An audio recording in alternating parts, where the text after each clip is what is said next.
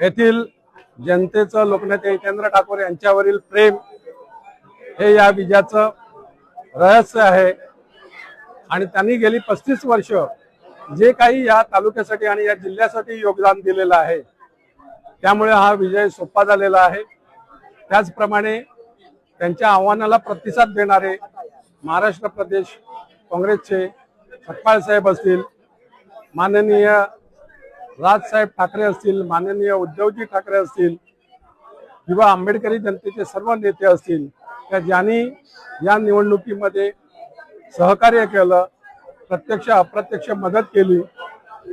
त्याचप्रमाणे स्वर्गीय अजितदादा यांनी विजयानंतर लोकनेते हितेंद्र ठाकूर यांना फोन करून आभार तर मानलेच होते, त्यांनी अभिनंदन देखील केलं होतं, परंतु कुठचाही निधी कमी पडणार नाही याची देखील ग्वाही दिलेली।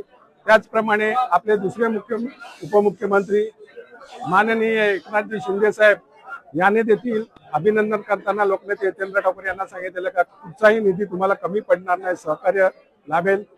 त्याचप्रमाणे आपले मुख्यमंत्री माननीय फडणवीस साहेब यांनी देखील या तालुक्याच्या जिल्ह्याच्या विकासासाठी सहकार्य करण्याचा शब्द दिलेला आहे। आणि या सर्व राज्य सरकार आणि सर्व पक्षीय नेत्यांनी आपल्या या वसई तालुक्यावर कृपादृष्टी ठेवून लोकनेते हितेंद्र ठाकूर यांना शब्द दिलेला आहे।